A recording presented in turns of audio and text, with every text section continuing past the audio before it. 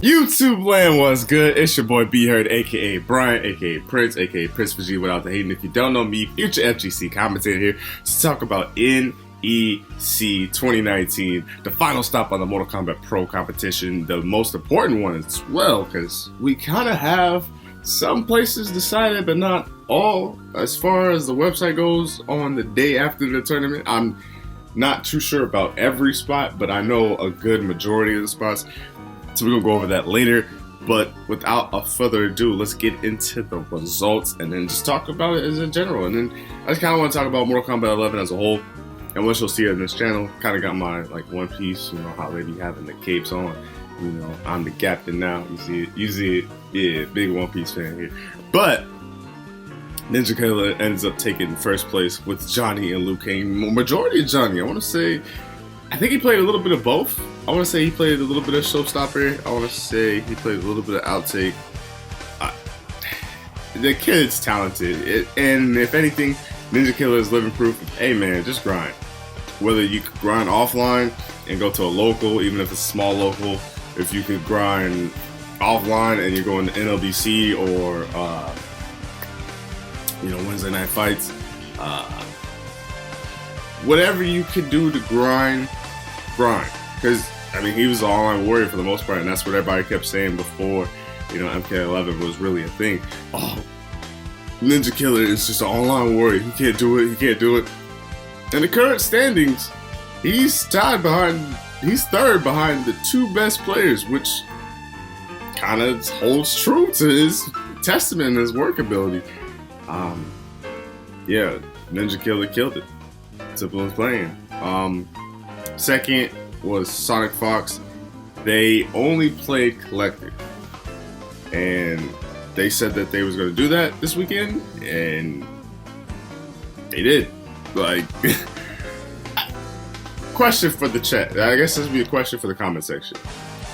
Do you think Sonic Fox gets this far if they only played Raiden instead of Collector this tournament?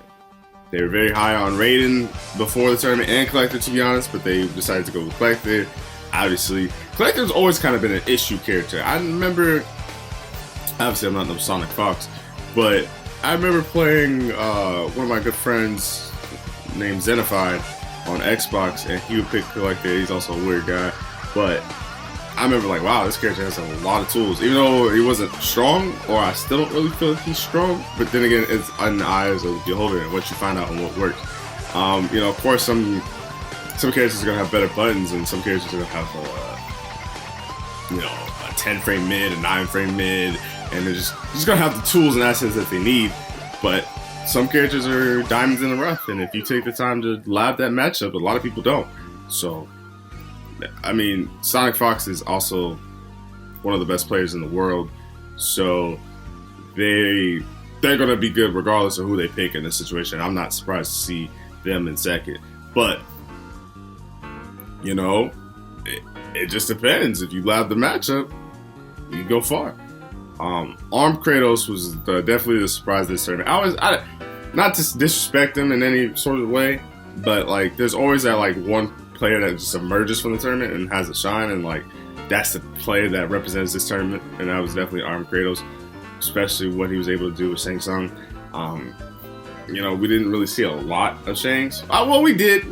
I want to say we said a fair amount. I want to say Collector was really the MVP of this tournament out of characters that you don't normally see that we saw a lot of.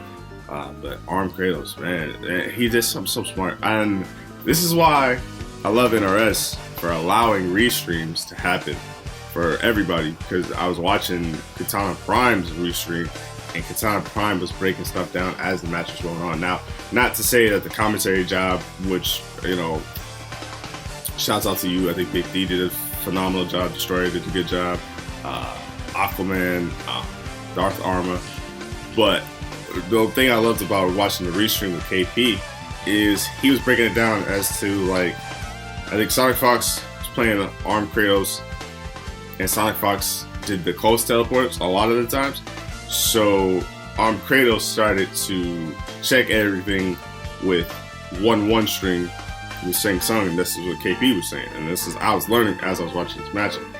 And when he was doing the 1-1 string check, it was good enough to where if Sonic Fox did the close if Sonic Fox did the close teleport with Collector, it was able to check it and kind of stay safe, but it was also able to check it and recover in time just in case he did the far teleport. So it was like you were learning the matchup as you went along.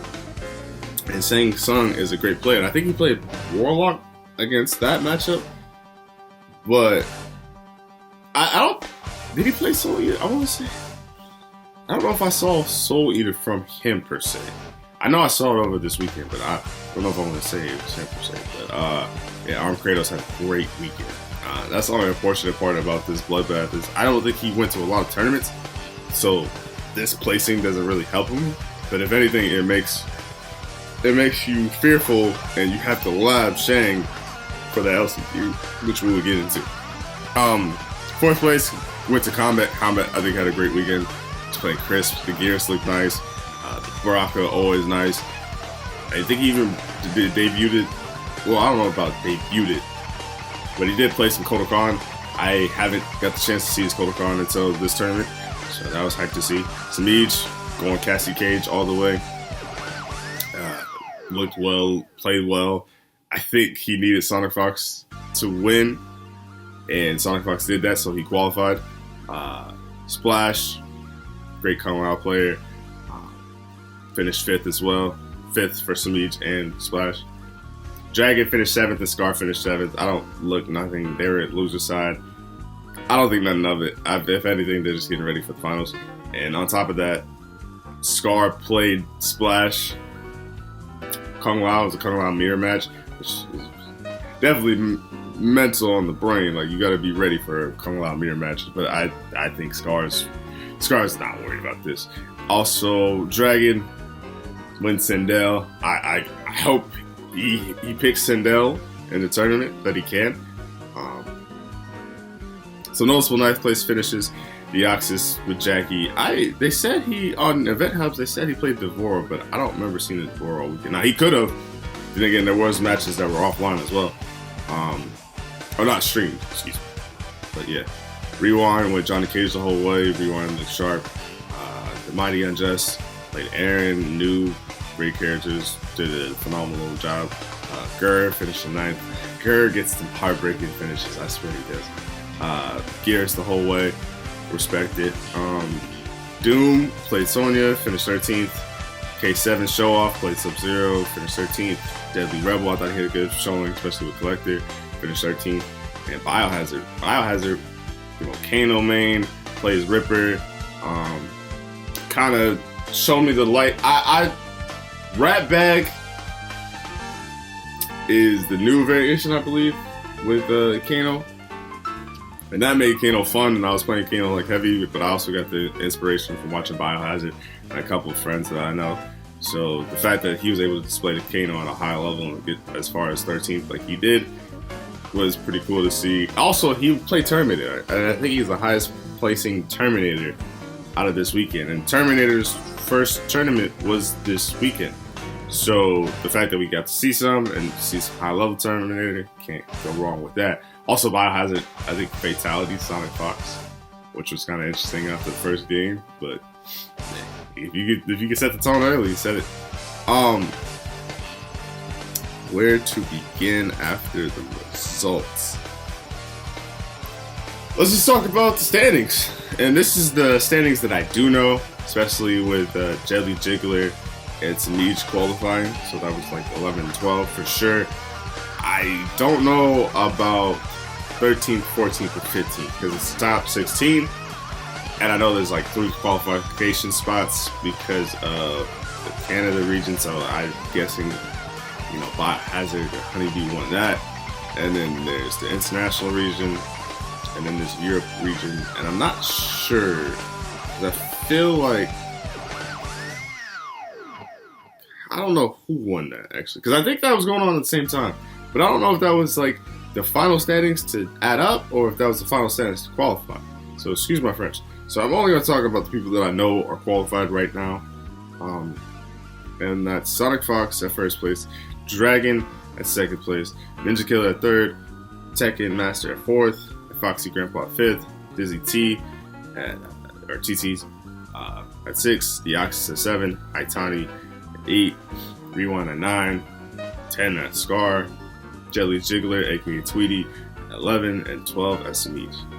Now, that's who I know is qualified. Now, these other people that might be in the LCQ potentially could have qualified, but that might not be the case since this is also Jelly Jiggler's tweet to a certain degree.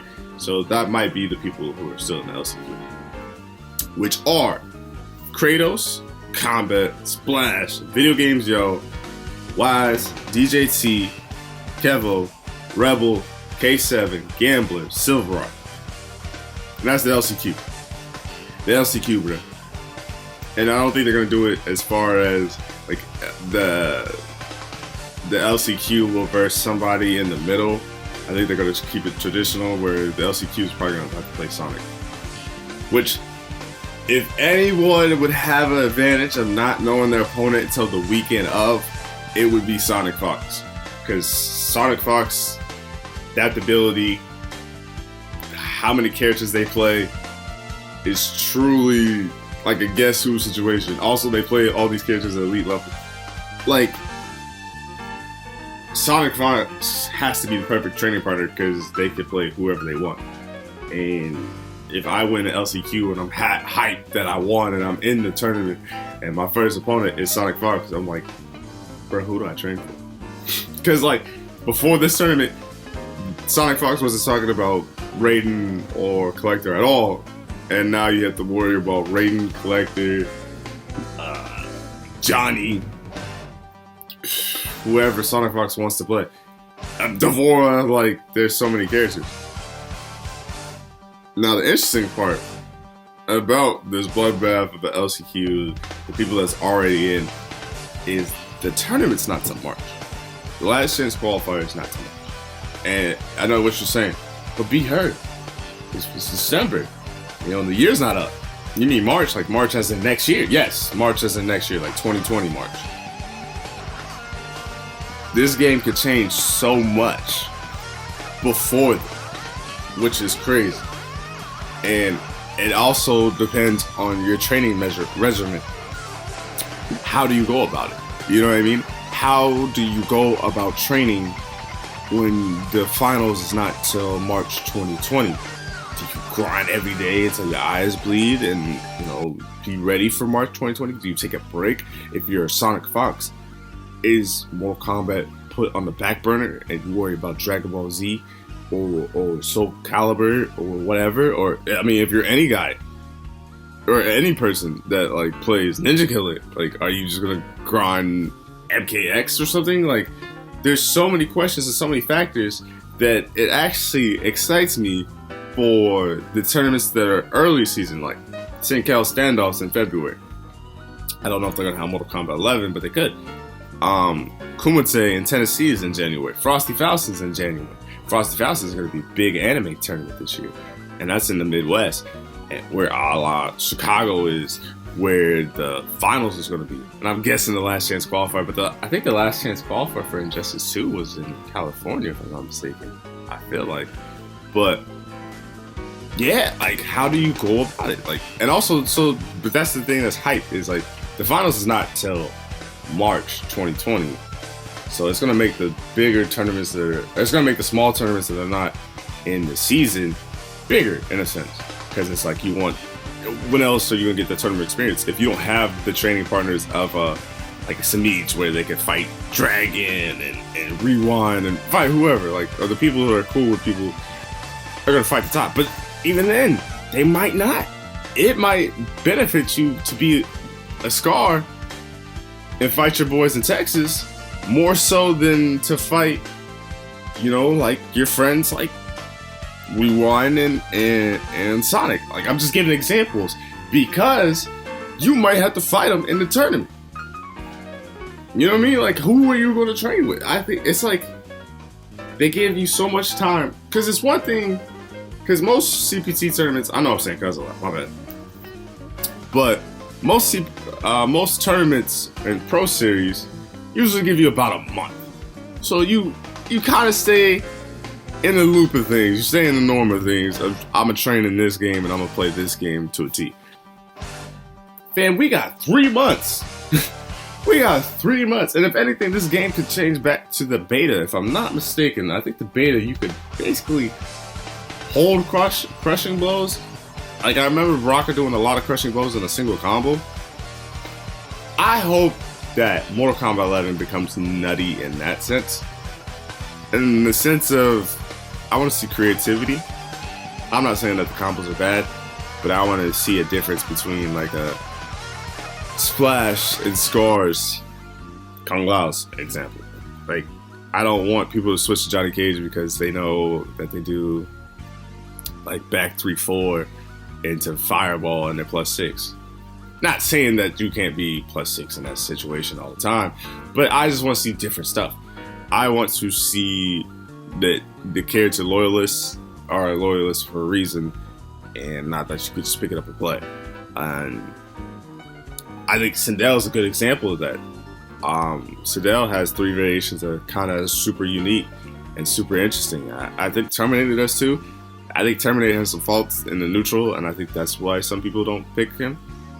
But I just want to see more character variety and these characters be able to play to their most potential. So I'm hoping that NRS does patch it, make it interesting. You know, Joker's going to be available for this tournament. The only unfortunate part is it is in March, and Spawn doesn't come out till March 17th. So you won't be able to see Spawn in the Pro Series, the first season, which sucks. It really sucks. Because I want to be a Spawn man. If I had to go to tournaments, I play Liu Kang, but I don't even know if I play him confidently. I was doing well at the beginning, but yeah, I don't know who I would play it, honestly, right now. But I would love to see Spawn in the tournament. I want to see all variations. You know what I'm saying? I love the idea of 3 variations. I think that helped a lot of characters out. But you know, come on, NRS, make it wild. I feel like NRS is a few tweaks away from having a perfect game, and MK11 has that potential. It really does. It's not as grab the star from Mario, go crazy as MKX, but it could be in a sense. Like, I wanted more. MK11 is fine, but it could be MKX in a way. You know what I mean? Because some people have. Because I think what the meta is currently is the strong characters with combos that you can't necessarily break out of are going to shine more in this game, if that makes sense. I don't know. I'm just kind of ranting about the game right now. They're a few tweaks away from making it a really strong game, and I hope they do that. Because I'd be shocked, honestly, to not see a patch, to see this game be all the way through until the finals, which would be cool. Because I mean, you know where you're gonna be at, but then we might see, 2 Kung Laos, a few Johnnies, a few Sindels. Like, I want variety. Like, make Raiden good, make whoever good. If anything, buff characters, don't nerf characters. You give every character an option, so that way it makes sense why you pick that character. Because you should be able to play who you want to play and not play to win. That makes sense. I mean, I guess you're always going to have to play to win for some characters. They just built different, you know what I mean? But I don't know. I mean, Gears is a grappler technically, but he could pretty much be in your face at any given time with his tools. So why not? Make everybody great. Be on the lookout for more recaps, more things like this. Probably gonna do more videos like this. I just said that twice. But yeah, gonna get back into it. Gonna get back into the grind. Love you guys. Until next time. Peace.